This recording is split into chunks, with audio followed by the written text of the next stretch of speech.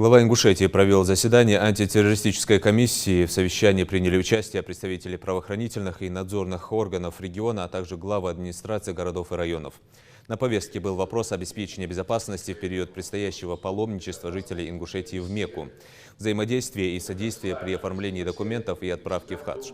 Кроме того, руководитель региона высоко оценил организацию проведения праздничных мероприятий по случаю 30-летия возрождения Ингушетии.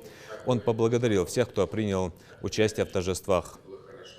Органами правопорядка были предприняты все меры по соблюдению правопорядка. Во всех уголках республики ощущалась атмосфера всенародного праздника. Большую работу проделали волонтеры, подчеркнул глава. 30-летие, празднование этого 30-летия. И хотел бы в первую очередь поблагодарить министра, Министерство внутренних дел, Росгвардии, кто участвовал, в общем, МЧС. Кроме того, хотел бы сказать, что волонтеры, комитет по молодежи в целом отработали. И мы думаем, что праздник удался, но все-таки сегодня можем сказать, что и мы увидели это, что людям нужен праздник.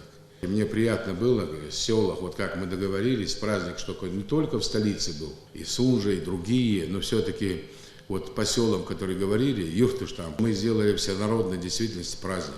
И это показывает единение народа. И самое главное, консолидация. Мы всегда дом построим, мы всегда дорогу, но мы душу людей должны наполнять, чтобы они понимали, что мы живем в огромной стране и являемся одной из, наряду со всеми, одной из частиц нашей великой страны России. И вот это было показано, это было сделано, каждый внес свой вклад. Поэтому я искренне вам благодарен, потому что у нас никаких вопросов не возникло. И мы должны вот эту вот сплоченность нашу, федеральных структур, региональных структур, муниципалитетов, министров, правительства. Вот такая слаженно, если мы работаем, у нас получается, чтобы люди прошли и радовались. Вы видели и старики, и дети, и поэтому в селах я искренне говорю каждому здесь сидящему, который за пределами этих стен, огромное спасибо.